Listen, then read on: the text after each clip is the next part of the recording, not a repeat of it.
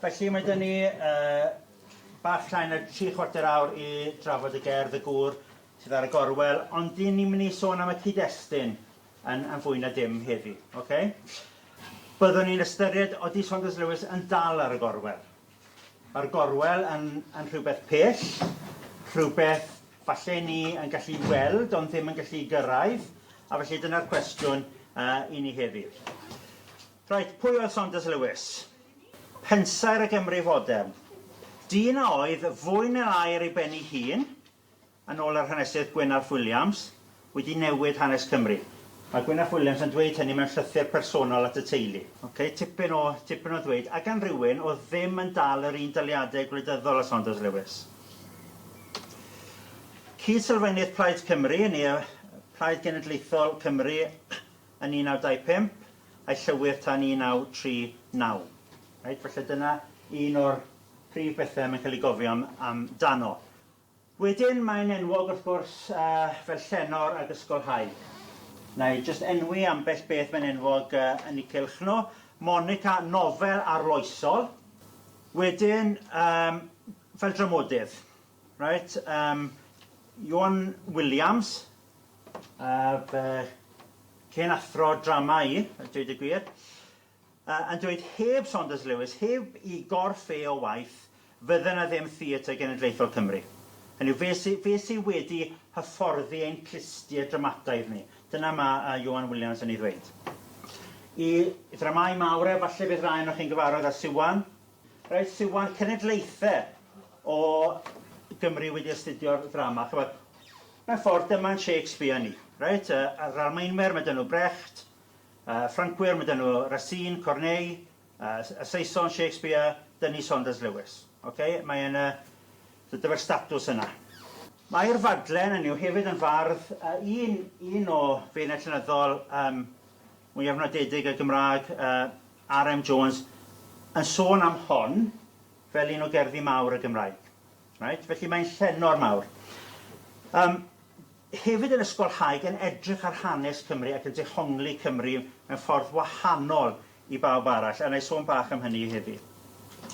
Hefyd yn ymgyrchu'r iaith, ac i bob pwrpas, oedd Plaid Cymru yn fudiad protest oedd yn pwyso am newidiadau, ddim yn llwyddo mewn gwirionedd i ennill cefnogaeth drwy etholiadau, ond yn cael dylanwad ar sut oedd y Gymraeg yn cael ei gweld a'i thrin. Penyberth 1936, falle byddwch chi wedi clywed ychydig am Penyberth, neu sôn am rai o'r manylion nawr. Teimlad yr iaith wedyn 1962. Ar gerdd hon, y Gŵr Sydd ar y Gorwel, yn cael ei chyhoeddi'n 1972, fy'r rhan o gasgliad o gerddi yn y gyfrol Cerddi'r Cywilydd sy'n ymateb i'r arwisgiad yn 1969, pan mae'r brenin Siarl ar y pryd yn cael ei wneud yn dywysog. Right? A'r teimladau o gywilydd yr oedd y bardd Gerallt Lloyd Owen yn ei deimlo wrth weld y Cymru a'r sefydliad Cymreig yn cynnwys rai academyddion Cymreig yn croesawu hyn, yn derbyn hyn. Ac felly mae hynny yn y cefndir i'r gerdd yn sicr, ond hefyd 1936. Dylen ni ddweud hefyd, chywed, rhaid chi gofio, y Cymru ni'n byw yn heddi oedd yn wahanol iawn i Gymru Saunders Lewis. Yn y 30au, pan oedd y BBC yn dechrau darlledu ar y radio, roedd yna wrthwynebiad absolute i greu sianel a rhanbarth ar gyfer Cymru. Oedd Saunders Lewis yn un o'r lleisiau amlwg hynny oedd yn dadlau dyle'r BBC greu BBC Cymru. Ar y pryd oedd yna wrthwynebiad, oedd Cymru i fod yn rhan o'r Llewyn Lloegr ar gyfer y radio. Felly Saunders Lewis yn un o'r lleisiau hynny. Ac wrth gwrs, un o'r prif bethau oedd y Blaid Genedlaethol yn galw amdani oedd Senedd i Gymru. Saunders Lewis yn un o'r rai cyntaf oedd yn galw am Senedd i Gymru. Dwi wedi sgwennu ambell beth am Saunders Lewis. Mae yna lyfr gen i, Saunders y Dramodydd. Dwi wedi sgwennu yn Saesneg yn The Cambridge History of Welsh Literature. Ond eilen ni at hwn. Os chi eisiau gwybod mwy am Saunders Lewis, un bywyd o blith nifer gan T. Robin Chapman. Reit, beth oedd Penyberthau yn sydyn protest wleidyddol yn erbyn creu ysgol fomio yn Llŷn. Roedd y wynyddiaeth amddiffyn yn creu sefydliad Saesneg mewn ardal hollol Gymraeg. Ar y fwyaf yn yr ardal ar y pryd braidd byth yn defnyddio Saesneg. Ardal hollol Gymraeg a'r wynyddiaeth amddiffyn yn penderfynu ni'n mynd i greu sefydliad Saesneg yma yn yr ardal Gymraeg. A fe Llywodraeth Pryden, Llywodraeth Loegr, doedd na ddim Llywodraeth yng Nghymru, yn gwrthod cwrdd a chynrychiolaeth o Gymru i drafod y mater. Hynny o dim llais gwleidyddol. Doedd dim democratiaeth yn y penderfyniad. Felly, mae yna 3, a Saunders Lewis yn un ohonyn nhw gyda DJ Williams a Lewis Valentine, 3 o'r Blaid Genedlaethol yn llosgi cytiau adeiladau pren ar y safle a maen cael 9 mis o garchar yr un wedi achos yn yr Old Bailey. Yr achos cyntaf yng Nghaernarfon, dyw'r heithgor ddim yn dod i benderfyniad. Dyn nhw ddim yn gallu penderfynu os dyle'r 3 yma gael eu cosbi. Yn yr achos yna, un o'r pethau sy'n corddi pobl yw agwedd sarhaus y barnwr at y Gymraeg, a dim hawl gan y 3 i ddefnyddio'r Gymraeg. Mae'r achos yn cael ei symud i'r Old Bailey yn Llundain eto yn dangos diffyg democratiaeth, diffyg systemau i drin pobl yn deg yng Nghymru. Ac felly, mae Penyberth yn drobwynt, yn sicr i'r Cymru Cymraeg. David Glyn Jones yn dweud hyn, y tân oedd y tro cyntaf mewn 5 canrif i Gymru daro nôl at Loegr gyda mesur o drais. Bu'n sioc o'r mwyaf i'r Cymru a hwythau wedi hen roi'r gorau i'r gred bod y gallu ynddynt i wneud y fath beth. Right? So dyna un dyfariad, 1936. Am y tro cyntaf mae'r Cymru yn gweithredu yn erbyn deddfe Lloegr. John Davies yn dweud hyn yr hanesir, mae'r tân oedd yr unig enghraifft o drais yn erbyn yr ysgol fomio, creodd draddodiad o weithredu anghyfansoddiadol, hynny yw torri'r gyfraith, yn enw cenedlaetholdeb yr apelyd ato yn y dyfodol. Traddodiad a fyddai'n sail i weithgareddau rhai o genedlaetholwyr y genhedlaeth ddilynol. Cafwyd arwyddion yn 1936 a 1937 y medrau Penyberth esgor ar genedlaetholdeb torfol. Dengys y croeso gorfoleddus a roddwyd i'r 3, nid yn unig yng Nghaernarfon, a fi'n credu oedd yna 12,000 o bobl wedi dod i'w croesawu nhw yng Nghaernarfon, ond hefyd mewn mannau fel Maes Teg, fod ei gweithred wedi taro tant dofn yng Nghymru. Felly am y tro cyntaf rhyw awgrym y gallaf rath beth a mudiad poblogaidd o blaid annibyniaeth ddatblygu yng Nghymru. Hynny yw, ymhell cyn dyddiau Yes Cymru, ac ymhell cyn i'r garfan o bobl sy'n cefnogi annibyniaeth ddechrau codi, mae'n arwyddion felly yn sgil Penyberth. Okay? Mae hynny hefyd yn gefndir i'r gerdd. Hefyd, wrth gwrs, mae hyn yn nes, yn amseryddol yn nes at amser cyhoeddi'r gerdd. Tynged yr iaith. Beth yw tynged yr iaith? Ddarlith radio gan Saunders Lewis i'r BBC yn y flwyddyn 1962. Yn y ddarlith, mae'n darogan tranc marwolaeth yr iaith Gymraeg erbyn dechrau'r mileniwm hwn. Felly, cyn eich gen i chi, byddai'r Gymraeg wedi mynd o'n gwlad. Yn ôl y sensws yn 61, gostyngodd nifer siaradwyr Gymraeg o 36% yn 1931 i 26 yn 1961. Right? Gostyngiad o 10% sylweddol a dilyn yr un patrwm ers dechrau'r ganrif. Felly, chi'n deall pam oedd yn dweud, wel, o'n i bai bod pethau newid, bydd y Gymraeg ddim yma yng Nghymru. Felly, mae'n galw ar y Cymru i weithredu mwyn newid tynged yr iaith. Mae'n dweud bod angen chwildro, neu bydd yr iaith yn marw cyn y flwyddyn 2000. Right? Mae'n gofyn ar i'r Cymru weithredu, ac mae'n dweud taw ein cyfrifoldeb ni. Nid cyfrifoldeb Llywodraeth Loegr, yw hyn o'n ein cyfrifoldeb ni. Un o ffeithiau'r ddarlith oedd creu Cymdeithas yr Iaith Gymraeg, mudiad protest newydd a fyddai'n hyrwyddo achos y Gymraeg. A dwi'n cofio pan o'n i tua choedran chi ymwneud â Chymdeithas yr Iaith. Fel o'n i'n dweud, oedd dim senedd, oedd dim gweinidog dros y Gymraeg, oedd dim hawl i ddefnyddio'r Gymraeg, oedd dim Coleg Cenedlaethol Cymraeg yn hyrwyddo cyrsiau, ac felly fi'n cofio cael fy ysbrydoli gan eiriau'r ddarlith ac yn ymuno â Chymdeithas yr Iaith ac yn ymuno'r protestiadau. Felly dyma agoriad y ddarlith na i ddarllen yn sydyn. Rhaid i mi gychwyn a gorffen sgrifennu'r ddarlith hon cyn cyhoeddi'r ystadegau'r cyfrifiad a fi y llynedd ar y Cymru Cymraeg yng Nghymru. Mi ragdybiaf y bydd y ffigurau gyhoeddi'r cyn hir yn sioc ac yn siom i'r rheini ohonom sy'n credu, a dyma'r ymadrodd pwysig, nid Cymru bydd Cymru heb y Gymraeg. Does dim modd cyfieithu diwylliant heb newid y cyfan lot. Nid rhywbeth niwtral yw'r broses o newid iaith.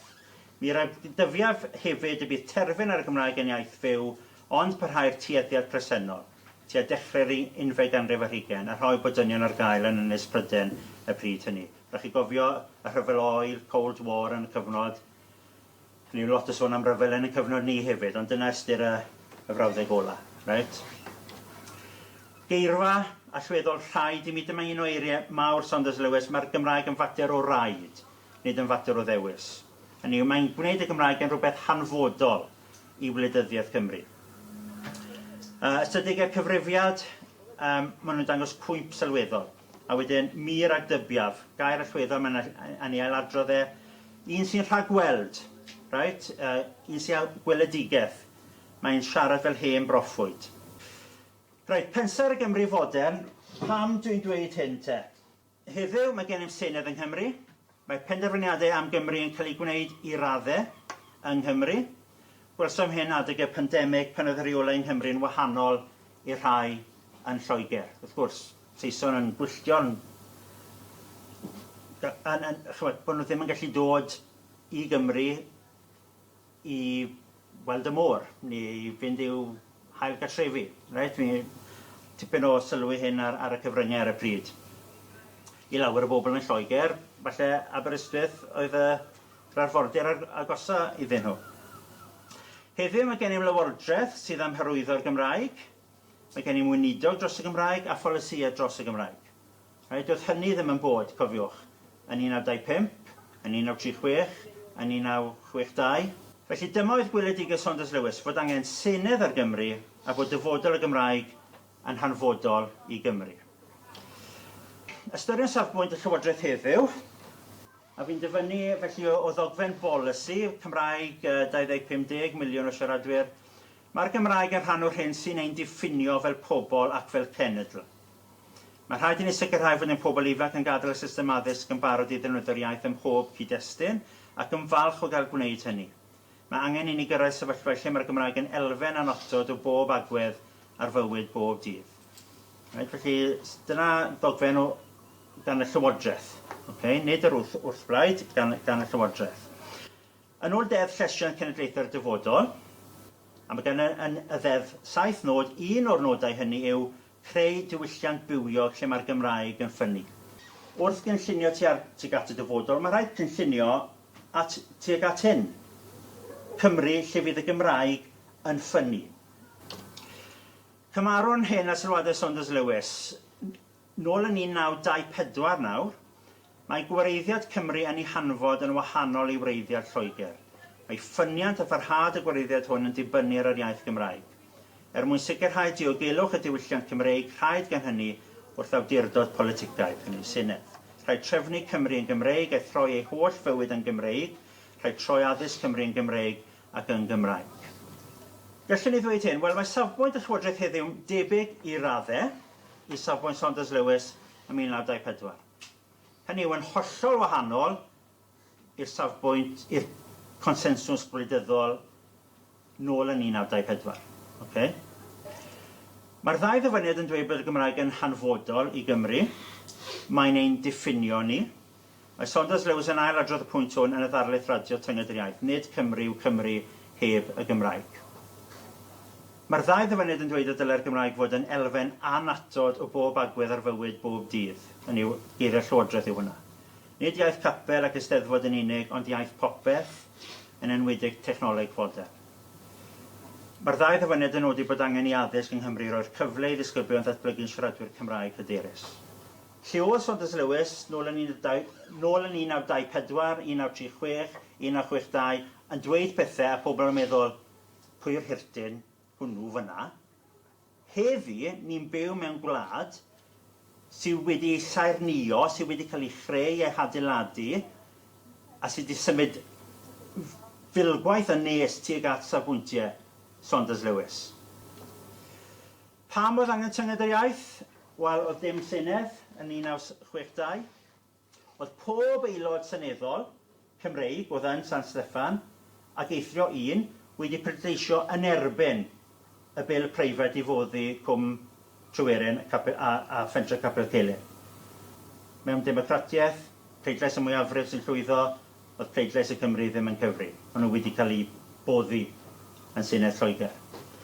Felly mae'r ddarlith yn dadlau mai polisi Llywodraeth Lloegr ers 1536 fyd i leir iaith Gymraeg. Mae werth i chi wrando ar y ddarlith, mae ar YouTube. Doedd y Gymraeg ddim yn iaith swyddogol yn y wlad, Saesneg oedd iaith addysg, dim addysg, Saesneg oedd iaith addysg, iaith Llywodraeth leol, doedd dim Radio Cymru, doedd dim ystod y rec yn bod. Roedd y penderfyniad gwleidyddol i foddi Cwm Tryweryn yn San Steffan wedi dangos pa mor ddir oedd y Cymru yn wleidyddol, a pha mor aneffeithiol oedd Plaid Cymru, y blaid a gyd sefydlodd Saunders Lewis yn 1962. Mewn gwirionedd, oedd dim lot wedi newid ers 1936, pan ysododd fyddai arall eiddo'r Llywodraeth ar dan ym Mhenneberth. Tryweryn, boddi Cwm Tryweryn 1965, dilyn mesur y basiwyd gan y Senedd yn San Steffan. Cafodd pentref Cymraeg i ddileu mwyn creu argaeth a flenwi dŵr i ddinas yn Lloegr. Yn 2005, ymddiheiriodd Cyngor Dinas Lerpwl am hyn, ond mae'r llyn dal yno, wrth gwrs. Nid oedd modd i'r aelodau seneddol Gymru gan ei bod yn llafrif rhwystro'r mesur. So mae Tryweryn, y llyn yma, llyn o lynyddwch, llyn o dywelwch, lle oedd yna gymuned Gymraeg, mae'n symbol o ddiffyg grym gwleidyddol y Cymru. Dyma pam mae angen Senedd. A di'r sefyllfa'n anobeithiol? Ydy'r sefyllfa'r Gymraeg yn 1961-62 yn anobeithiol? Ydy, wrth gwrs, os bodlonwn ni i anobeithio. O wneud dim byd, oedd erbyn y status quo, mae'n marw. Wedyn fe ellir achub y Gymraeg, nid dim llai na chwyldroad yw adfer yr iaith Gymraeg. Y geiriau hynny, a pobl chydig yn hyn â chi, sy'n y Prifysgol, yn clywed y ddarlith radio a meddwl, mae rhaid i ni weithredu. Mae rhaid i ni wneud rhywbeth dros yn iaith, dros yn hunan barch fel pobl, a maen nhw'n creu cymdeithas yr iaith Gymraeg. A dyna mewn ffordd y cefndir i'r gerdd y Gŵr Sydd ar y Gorwel. Felly dyma un o'r protestiadau cyntaf, Bontref Fechan yn Aberystwyth. Rhywbeth, ddim yn hynny, mwyn perthyn yng nghyfnod i. Hynny, fi'n cofio gorymdeithio yn y 90au, pan o'n i'n galw am ddeddf iaith newydd. Ond bellach, i ni'n byw mewn gwlad wahanol. Wrth gwrs, mae cymdeithas yr iaith dal yn pwyso, dal yn lobio, ond bellach mae yna Senedd yng Nghymru a chorff gwleidyddol y gallwn ni ymwneud ag ef. Reit, bach o'r cefndir, ewn ni at y gerdd te, y Gŵr Sydd ar y Gorwel. Fel fod ych chi gopi. Reit, peth cyntaf i nodi, mae'n rhan o gyfres o gerddi, cerddi'r cywilydd, a byddwch chi'n gyfarwydd gyda rhai ohonyn nhw. Cilmeri, fi nos fan hyn, lladdwyd Llywelyn, beth nid ynghofiaf hyn. Ydy hwnna'n canu clwch? Fy ngwlad, un o'r cerddi mwy o pwerus yn y Gymraeg, wylet Llywelyn, wylet waed pe gwelet hyn. Ein calon gan estron ŵr, ein coron gan goncweron, a gweren o ffafr garwyr, llariaidd ei gwen, lle roedd gwir. Chybod, mae'n anodd peidio cael eich cyffroi gan gerdd felly. Right? Cerddi'r cywilydd. Wedyn etifeddiaeth.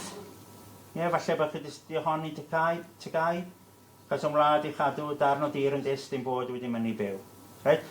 So mae y Gŵr Sydd ar y Gorwel yn perthyn i'r cerddi cyfnod yn sicr. Cerddi cyfnod, a falle bod angen i newid y maes llafur, a byddwn ni'n meddwl, bod y Gerallt Lloyd Owen gerddi i Anghara Thomas.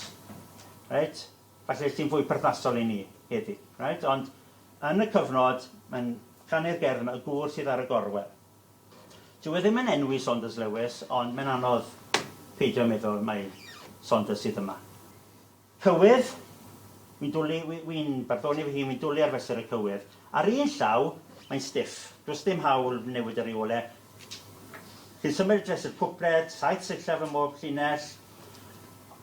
ond mae modd amrywio rhythm, a dyna pa mae'r cywydd mae'n canu. Chi'n adrodd cywydd a mae'n canu. Mae'r mesur yn dod i fodolaeth yn y 14th ganrif ar 10 gyda Dafydd ap Gwilym ar cyfnod yna, ond mae dal yn cael ei defnyddio. A mae'n beth fy hoff fesur yw'r cywydd. Felly mae cynghanedd ym mhob llinell, mae sŵn geiriau'n bwysig, a mae'r sŵn caled yn aml iawn yn cyfleu angerdd y dweud. Oce, ewn ni at y gerdd. Nid eifil pob ei ddilwch. Tra dyn nid llychyn pob llwch. Dyw e ddim yn gwneud sens. Hynny yw, mae'n baradocsaidd. I ni'n gyfarwydd â di-arhebion tebyg, nid air popeth melyn. Nid da llygellir gwell. Mae'r ein yn gwneud sens. Nid eifil pob ei ddilwch. Ansodda'r eifil ystyr egwan, dinerth, gwael, tila, gwantan, pitw, bychan, maen. So mae'n dweud, mae rhywbeth sy'n fach, dyw e ddim yn fach. So mae'n y paradox yma. Ar eich daflen fe welwch chi lun o Saunders Lewis. Dyw e ddim y mwyaf o gorff. Dyn eifil. A fi'n meddwl yn hunan, y gair eifil, lle byth profi hyn, ond yn y ddarlith tynged yr iaith, mae'n sôn am gartrefi Cymraeg. Maen nhw'n bryn ac yn eifil. Wn i ddim, a di hwnna'n ddylanwad uniongyrchol, wn i ddim. Ond, felly, mae'n creu dihareb newydd. Nid eifil pob ei ddilwch. A be mae'n golygu fyna wrth gwrs yw, mae rhywbeth bach yn gallu bod yn bwerus. Nid eifil, fi'n meddwl am geirio Waldo, daw dydd y bydd mawr yr ei bychan, daw dydd ni bydd mwy yr ei mawr. Na'r ystyr, mae rhywbeth bach yn gallu bod yn bwerus. Joe Allen, enghraifft, rhywbeth bach gan o'r cae hynod bwerus. Nid eifil pob ei ddilwch, tra dyn, nid llychyn pob llwch. Llychyn, os ydrychwch chi'n y geriadur, yw smotyn o lwch. A mae'n dweud, dyw smotyn o lwch ddim yn llwch. Felly mae'r dweud yn baradocsaidd. Be mae'n olygu wrth gwrs yw, mae'r dyn bach yma, bychan o ran corff, Saunders Lewis, wedi cael dylanwad enfawr, a fi'n gobeithio bod wedi profi hynny yn barod heddi. Nid eifil pob ei ddilwch, tra dyn yn llychyn pob hw. Tra dyn tra'r ddynoliaeth, tra bod ni gyd yn byw. Eto fi'n meddwl falle bod hwnna wedi dyddio heddi, dwi ddim yn credu bydd y barod yn sgwennu tra dyn, ystyr dyn yw dynoliaeth, ond mi'n amau heddi a bydde rhywun yn sgwennu hynny. Tra dyn, tra dynoliaeth.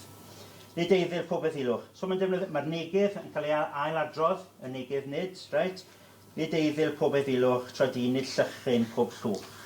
Ac ym hynny Gymru cyfarch. Mae'r Cymru'n treiglo, pan ych chi'n cyfarch, ferched, fechgyn. Mae'n dreiglo. So mae'n cyfarch Cymru. Mae'n siarad â Chymru yn uniongyrchol. So mae'n personoli'r wlad, achos bod ni'n siarad â hi. Ac ym hynny Gymru gwel berf orthmynol. Mae wir yn pwyso ar Gymru. Mae defnyddio'r ferf ac yma. Gwel y gŵr sydd ar y Gorwel. Y Gorwel, wrth gwrs, yn bell i ffwrdd. O'n i sôn am Penyberth 1936-1937. Oedd na fardd ar Williams Parry. Falle bod chi wedi astudio ei fionydd ar y cwrs tygau o bosib. Ar Williams Parry, cyn 1936, yn canu, yn ddigon hapus am berthynas Cymru a Lloegr. Ar ôl 1936, mae'n canu mewn ffordd hollol wahanol ac yn canu'n genedlaetholgar. Ac yn canu o blaid Saunders Lewis. Fe gollodd Saunders Lewis i swydd yn Abertawe, gath sac, a hynny cyn y ddedfryd, a llawer iawn o bobl yn teimlo bod hynny'n gwbl anheg. Ar Williams Parry'n canu hyn mewn cerdd o'r enw JSL, John Saunders Lewis, JSL, biost ffôl o wrthodedig ffôl. Canys gwai aderyn heb gar ac enaid digymar heb gefnydd. Enaid digymar, neb tebyg iddo fe, a aderyn heb gar. Aderyn heb neb yn ei garu fe. Heb hanfod o'r un cynefin yn ynghwr yr un cae, heb gorff o gyffelib glai na dyw o'r un defnydd. Heb gorff o gyffelib glai, oedd neb tebyg iddo fe, na dyw o'r un defnydd. Saunders Lewis yn Gatholig, a i gyd bleidwyr wrth gwrs yn angydffurfwyr. Ac felly oedd rhywbeth bach yn wahanol amdano fe, wedi eni yn Wallasey, felly nid un o'r werin. Ac felly mae ar y Gorwel, mae bach yn bell. Y gŵr sydd ar y Gorwel, a syniadau hynny yw, ar y pryd arloesol, ond syniadau oedd falle yn rhy radical ar gyfer ei gyfnod. Ymuniog ei ymenydd. Right, wel, fel ysgolhaig, fe oedd y cyntaf i ddehongli hanes Cymru mewn perthynas a hanes Ewrop, i edrych ar lenyddiaeth Gymraeg fel mynegiant o werthoedd y genedl a gwneud hynny trwy lens Ewropeaidd. Ymuniog ei ymenydd, y ffŵl anfeidrol ei ffydd. Chod, tysa rhywun heddi yn dweud, a ma' yna rai'n dweud, fe ddyle Cernyw fod yn genedl. Mae gynnon ni yn hanes, yn iaith, yn hunain. Bydde lot o bobl yn dweud, hwnna jyst yn nonsens, hwnna'n bosib, sy'n dach chi'r adnoddau sy'n dach chi'r adnoddau ariannol, ond mae'r boen jyst yn ffŵl. Falle, sy'n amser dy fi chwli chi, ond beth fyddech agwedd chi, tysa rhywun yn dweud na, dyle Cernyw fod yn wlad. Wel, nôl yn 1995, llaweth o chi, sy'n rhywun yn dweud, dyle Cymru fod yn wlad yn ei bynnol, bydde pobl yn chwerthin. A mae'n enghreifftiau o hynny'n digwydd yn Senedd San Steffan, pan oedd pobl yn awgrymu'r ffasiwn beth. Felly mae'n ffŵl. Mae'n ffŵl am gredu ar hyn sydd wedi dod yn wir, y gallai Cymru gael ei Senedd ei hun a rheoli argyfwng mor fawr ar pandemig. Oedd e'n credu hynny ar y pryd, pawb arall yn meddwl bod yn bonkers. Y ffŵl anfeidrol, dyw e ddim yn rhoi'r gorau iddi. Right? Ansoddair pwerus iawn, dyw e ddim yn rhoi'r gorau iddi. Does dim ots pa mor wael yw'r sefyllfa, beth bynnag yw'r sefyllfa, mae'n credu bod hyn yn bosib. Y ffŵl anfeidrol ei ffydd. Mae'r gair ffydd na, wrth gwrs, yn air crefyddol, a ni'n gweld bod hwnna'n cael ei datblygu nes ymlaen yn y gerdd. Ar ei wedd, mae ôl breuddwyd. Yn y llais mae'r pellter llwyd. Mae'n anodd pyd o meddwl taw llais y radio, tynged yr iaith yw hyn. Yn ei wedd mae ôl breuddwyd. Mae ganddo fe'r freuddwyd yma o Gymru wahanol. Un peth dyle fi nodi, dyfyniad, dyw e ddim ar y sleidiau, ond mae hwn yn ddyfyniad enwog am Saunders Lewis. Mae'n cael ei gyfweld yn 1960, felly ychydig cyn tynged yr iaith, a mae'n dweud hyn. Roedd gennyf awydd, nid awydd bychan, awydd mawr, i newid hanes Cymru, i newid cwrs Cymru'n llwyr, a gwneud Cymru Cymreig yn rhywbeth byw, cryf, grymus, yn perthyn i'r byd cyfoes. A methais yn llwyr. Ces fy ngwrthod gan bawb. Right? Dyna eiriau fe, bod wedi methu, oedd eisiau gwneud y Gymraeg yn iaith i bopeth, ac yn iaith i bawb, a mae'n teimlo i fod e wedi methu. Right? Ond ei ddisg a'i ddistaw ddod ni wybu ei gydnabod. Hynny yw, oedd pobl ddim yn ei ddeall e, a dyna pa mae'n teimlo am fethiant yn 1960. Fel y gŵr eithafol gynt, fi ar drawst farw drostyn. Nawr, cyfeiriadaeth feseianaidd, y Meseia y gwaredwr, mae'n awgrymu bod Saunders i'r Cymru fel yr oedd Crist i'r ddynoliaeth. Right? Ac i'r Cymru Cymraeg crefyddol. Cyfeiriadaeth feseianaidd, yn pwysleisio wrth gwrs aberth. A chi yn meddwl am yr holl oriau bydd y Saunders Lewis wedi ymroi i waith politicedd, i gyflawni i weledigaeth, ac wrth gwrs aberth pen y beth, a treulio 9 mis yn y carchar. Eto, mae'n defnyddio'r negedd, a mae'r negedd yn pwysleisio'r bwlch rhwng Saunders Lewis a'r Cymru. Ond ei ddisgau ddistaw ddod ni wybu ag yn afod, fel y gŵr eithafol gynt, fi ar draws ffarw drosyn. Mae hwn, i fi, heddi, mae hwn lot yn rhy orywaith. Right? Y gŵr, a mae Iesu Grist yn mae'n emynau y gŵr yw Iesu Grist yn ein hymenyddiaeth ni. A mae Saunders yw'r gŵr ar y Gorwel. Right? Chydig flynyddoedd yn ôl, BA yn America, yn byw ac yn astudio y diwylliant Latino. A mae'n gymeriaethau tebyg rhwng y diwylliant Latino a y diwylliant Cymreig. Y don gyntaf o genedlaetholdeb diwylliannol, mae'n macho iawn. Dynon yn mynd ati i ddangos bod nhw'n gallu herio. Yr ail don, wedyn ni Ton Angharad Thomas, mae'n fenywaidd ac yn radical mewn ffordd wahanol. Nid yn unig yn herio systemau uniaith, ond hefyd systemau orywaith.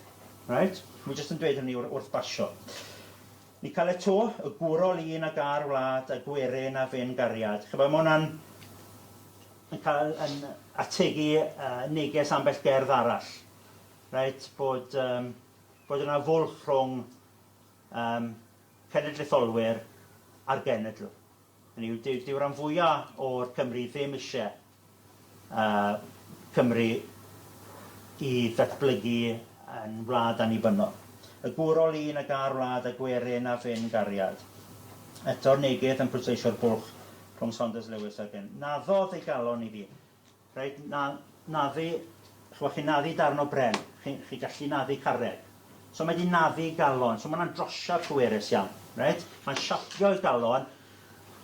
Bod e wedi'i eni yn Wallasey, yn Lloegr, rhaid chi gofio, cafodd ei fagu ar aelwyd Gymraeg. So oedd e'n Gymro Cymraeg yn Lloegr. Right? Ond, wrth gwrs, ar un adeg, oedd ei fwriadau fe oedd bod yn ddarlithydd yn Lloegr. A wedyn mae rhywbeth yn digwydd. Right? Un o'r prif bethau, mae'n cael swydd yn Abertawe. A wrth ddechrau astudio llenyddiaeth Gymraeg, mae'n dod i sylweddoli bod diwylliant Cymru yn hollol wahanol i diwylliant Lloegr. Naddodd, so trosia pwerus, naddodd ei galon iddi achell oedd ei ddiolch chi. Fel llawer o wyddelod a dde'n brwydro dros annibyniaeth ac yn cael ei carcharu llawer iawn yng Nghymru yn Fron Goch, dim yn bell o Capel Celyn a Trywyren. Saunders Lewis yn barod i aberthu ac i fynd i garchar. A dilynwyd, hynny yw, oedd cenedlaetholwyr Iwerddon yn ddylanwad enfawr ar Saunders Lewis. A mwy'r act o Gymreigdod ennill ei chledd yn lle chlo. So cyfeirio y gell yn cyfeirio at y carchar ar ôl 1936. Pennill ola, Gymru ddifraw. Difraw, mae'n atgoffa fi o'r llinell yn fy ngwlad heb ofid ond bihafio. Eitha difraw yn Saesneg apathetic. Sy'n watch dy fi, pwy sy'n rhedeg y wlad? Sy'n watch dy fi, os yw Cymru'n annibynnol neu byd o? Difraw, dim yn poeni am dim byd. Gymru ddifraw, daw y dydd y gwylid y gywilydd. Right? Fe fyddwn ni'n ar un pwynt yn gweld y dylai Saunders Lewis fod yn arwr. A fi'n credu bod yna chydig o newid wedi bod. A falle bod ni'n gweld hynny nawr, bod pobl yn dechrau gweld, wel, oedd y dyn yma yn arloesol, a mae wedi rhoi stamp ar Gymru. Ni all sŵn ennill Senedd, hynny yw mae rhaid cael aberth. Hynny yw ar y pryd oedd dim Senedd, oedd lot o bobl yn dweud, be wneud i dros y Gymraeg? Lot o bobl yn siarad, a'r awgrym fan hyn yw gwleidyddiaeth gyfansoddiadol, gwleidyddiaeth sy'n cadw at y reolau, ddim yn gweithio, a weithiau bod yn rhai gweithredu fel oedd pobl Cymdeithas yr Iaith yn ei wneud. Rhai gweithredu. Ni all sŵn yn eich Senedd. Ni ddaw fydd heb newydd fydd. Hynny yw mae rhaid wrth aberth. Ac am hynny ailadrodd wedyn. Right? Hynny yw, so mae'n creu cylch, mae'n creu cyfanwaith o'r cywydd. Ac am hynny Gymru Gwel, y gŵr sydd ar y Gorwel. Mae dal ar y Gorwel fi'n credu. Dyw'r Gymraeg ddim yng nghanol bywyd Cymru fel dylai fe fod. Mae'n dod yn nes.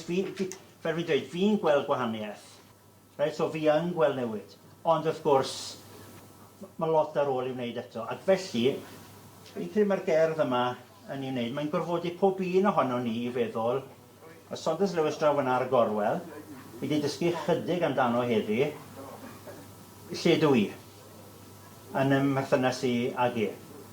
Ydyw e'n rhywun sy'n werth falle astudio bach mwy ar ei syniadaeth e.